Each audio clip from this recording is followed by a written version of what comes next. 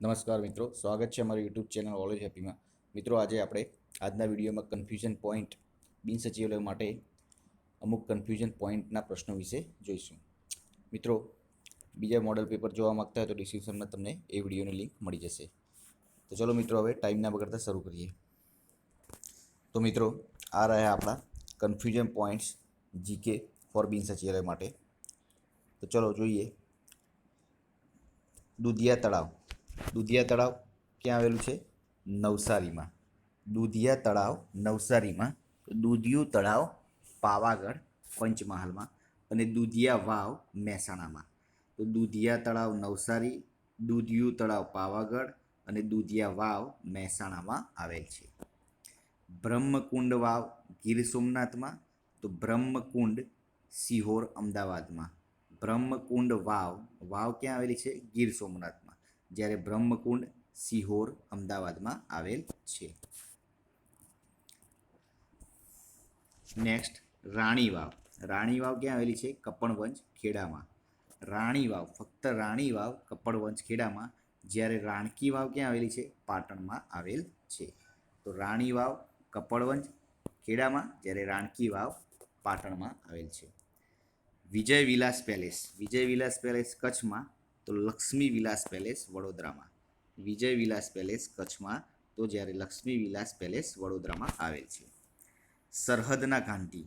સરહદના ગાંધી ખાન અબ્દુલ ગફાર ખાન. સરહદના ગાંધી ખાન અબ્દુલ ગફાર ખાન. જ્યારે કાળો Gandhi junior Martin Luther. કાળો ગાંધી કોણ? Junior Martin Luther. આગળ, નાગાલેન્ડના ગાંધી નટવરલાલ ઠક્કર. તો નાગાલેન્ડના ગાંધી નટવરલાલ ઠક્કર. રણમલેશ્વર તળાવ ઈડર સાબરકાંઠામાં આવેલ છે. રણમલેશ્વર તળાવ ઈડર સાબરકાંઠા જિલ્લામાં આવેલ છે. જ્યારે રણમલ તળાવ જામનગરમાં આવેલ છે. રણમલેશ્વર તળાવ ઈડર સાબરકાંઠામાં, જ્યારે રણમલ તળાવ જામનગરમાં આવેલ છે. આગળ બીજું જોઈએ કન્ફ્યુઝન પોઈન્ટમાં. છોકરીઓ માટેની સૈનિક શાળા. છોકરીઓ માટેની સૈનિક શાળા ક્યાં આવેલી છે? મહેસાણામાં ખેરવા સ્થળે મહેસાણામાં આવેલ છે. જ્યારે છોકરાઓ માટેની સૈનિક શાળા એ તો ખબર જ હશે, બાલાછડી જામનગરમાં આવેલ છે. છોકરીઓ માટે ખેરવા મહેસાણા, છોકરાઓ માટે Balachadi Jamnagar. Victoria clock tower. Victoria clock tower ભરૂચમાં આવેલો છે. જ્યારે વિક્ટોરિયા લાઇબ્રેરી વાંકાનેર મોરબીમાં આવેલ છે અને વિક્ટોરિયા વન ભાવનગરમાં આવેલ છે. તો વિક્ટોરિયા ક્લોક ટાવર ભરૂચમાં, વિક્ટોરિયા લાઇબ્રેરી વાંકાનેર મોરબી અને વિક્ટોરિયા વન ભાવનગરમાં આવેલ છે.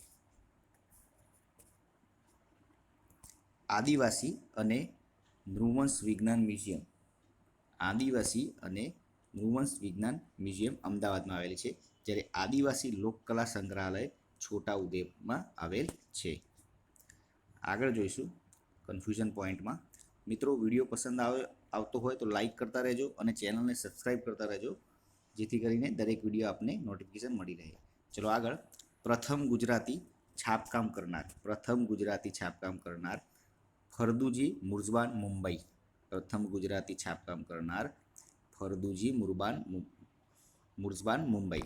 જ્યારે પ્રથમ ગુજરાતી છાપકામ કરનાર પ્રથમ ગુજરાતી છાપકામ કરનાર ફુરદુજી મર્ઝબાન મુંબઈ. જ્યારે પ્રથમ ગુજરાતીમાં છાપકામ કરનાર, ગુજરાતી નહીં પણ પ્રથમ ગુજરાતીમાં છાપકામ કરનાર દુર્ગારામ મહેતા સુરત. ઔદ્યોગિક ક્રાંતિનો પાયો નાખનાર મુખ્યમંત્રી હિતેન્દ્ર દેસાઈ. ઔદ્યોગિક ક્રાંતિનો પાયો નાખનાર મુખ્યમંત્રી હિતેન્દ્ર દેસાઈ. જ્યારે ઔદ્યોગિક ક્રાંતિનો વિકાસ કરનાર મુખ્યમંત્રી માધવસિંહ સોલંકી.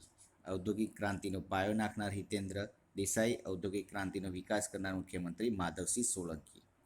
મિસાઇલ મેન તરીકે કોણ ઓળખાય છે? મિસાઇલ મેન તરીકે ડૉક્ટર અબ્દુલ કલામ ઓળખાય છે. જ્યારે મિસાઇલ વુમેન તરીકે કોણ ઓળખાય છે? તો મિસાઇલ વુમેન તરીકે ટેસિસ થોમસ ઓળખાય છે. તો આ વસ્તુ જોઈ લેજો મિત્રો. આગળ કન્ફ્યુઝન પોઈન્ટમાં. રશિયાએ પોતાનો પ્રથમ ઉપગ્રહ ક્યારે અવકાશમાં તરતો મૂક્યો? રશિયાએ પોતાનો પ્રથમ ઉપગ્રહ ક્યારે અવકાશમાં તરતો મૂક્યો? 4 ઓક્ટોબર 1857ના રોજ. જ્યારે અમેરિકાએ પોતાનો પ્રથમ ઉપગ્રહ ક્યારે અવકાશમાં તરતો મૂક્યો? તો અમેરિકાએ 31મી જાન્યુઆરી 1958ના રોજ. એટલે પ્રથમ રશિયાએ મૂક્યો, પછી અમેરિકાએ મૂક્યો. ભારતે પોતાનો પ્રથમ ઉપગ્રહ ક્યારે અવકાશમાં તરતો મૂક્યો? ભારતે પોતાનો પ્રથમ ઉપગ્રહ 19 એપ્રિલ 1975ના રોજ અવકાશમાં તરતો મૂક્યો. હવે નેક્સ્ટ આગળ જોઈએ. રશિયાનું પ્રથમ ઉપગ્રહયાન કયું છે? રશિયાનું પ્રથમ ઉપગ્રહયાન કયું છે? સ્પુટનિક 1. સ્પુટનિક 1. જ્યારે અમેરિકાનું પ્રથમ ઉપગ્રહયાન કયું છે? તો અમેરિકાનું પ્રથમ ઉપગ્રહયાન એક્સપ્લોરર 1. એક્સપ્લોરર 1. રશિયાનું પ્રથમ ઉપગ્રહયાન સ્પુટનિક 1. અમેરિકાનું પ્રથમ ઉપગ્રહયાન એક્સપ્લોરર 1. ભારતનું પ્રથમ ઉપગ્રહયાન કયું છે? કોસ્મોસ 3M રશિયાનું હતું. કોનું હતું? ભારતે જ્યારે પ્રથમ ઉપગ્રહયાન મોકલ્યું એ રશિયાનું હતું, કોસ્મોસ 3M. ચંદ્ર પર ગયેલ પ્રથમ યાન કયું હતું? ચંદ્ર પર ગયેલ પ્રથમ યાન એપોલો 11 હતું. જ્યારે ચંદ્ર પર ગયેલ પ્રથમ માનવી કોણ હતું? નીલ આર્મસ્ટ્રોંગ હતો. ભારતીય અવકાશ વિજ્ઞાનના પિતા કોણ છે? ડૉક્ટર વિક્રમ સારાભાઈ. ભારતીય અવકાશ વિજ્ઞાનના પિતા ડૉક્ટર વિક્રમ સારાભાઈ. તો પ્રથમ ભારતીય અવકાશયાત્રી કોણ હતું? પ્રથમ ભારતીય અવકાશયાત્રી રાકેશ શર્મા. પ્રથમ ભારતીય અવકાશયાત્રી રાકેશ શર્મા. નેક્સ્ટ, ભારત અવકાશયાત્રી મોકલનાર કેટલામો દેશ બન્યો હતો? ભારત અવકાશયાત્રી મોકલનાર 14મા નંબરનો દેશ બન્યો હતો. આગળ જોઈએ. રાકેશ શર્મા અવકાશમાં જનાર કેટલામાં યાત્રી હતા? રાકેશ શર્મા અવકાશમાં જનાર 138માં યાત્રી હતા. ઇમ્પોર્ટન્ટ ક્વેશ્ચન છે કે અવકાશમાં જનાર રાકેશ શર્મા કેટલામાં યાત્રી હતા? 138. અવકાશમાં જનાર પ્રથમ ભારતીય મહિલા કોણ છે? પ્રથમ ભારતીય મહિલા કલ્પના ચાવલા. જ્યારે અવકાશમાં જનાર પ્રથમ ગુજરાતી મહિલા કોણ છે? ગુજરાતી મહિલા સુનિતા વિલિયમ્સ.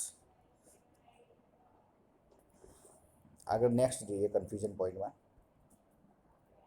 સ્ટીમ એન્જિનની શોધ કોણે કરી હતી? સ્ટીમ એન્જિનની શોધ જેમ્સ વોટે કરી હતી. સ્ટીમ એન્જિનની શોધ જેમ્સ વોટે કરી હતી. જ્યારે સ્ટીમ એન્જિનના પિસ્ટનની શોધ કોણે કરી હતી? સ્ટીમ એન્જિનના પિસ્ટનની શોધ દામ ન્યુડોમેને કરી હતી. ન્યુડોમેને સ્ટીમ એન્જિનના પિસ્ટનની શોધ કરી હતી. આગળ, ડીઝલ એન્જિનની શોધ કોણે કરી હતી? ડીઝલ એન્જિનની શોધ રુડોલ્ફ ડીઝલે કરી હતી. જ્યારે રેલવે એન્જિનની શોધ કોણે કરી હતી? રેલવે એન્જિનની શોધ જ્યોર્જ સ્ટીફન્સને કરી હતી. તો ડીઝલ એન્જિનની શોધ રુડોલ્ફ ડીઝલે, રેલવે એન્જિનની શોધ જ્યોર્જ સ્ટીફન્સન. સિલ્વર આયોડિનનો ઉપયોગ શેના માટે થાય છે? તો સિલ્વર આયોડિનનો ઉપયોગ કૃત્રિમ વરસાદ લાવવા માટે.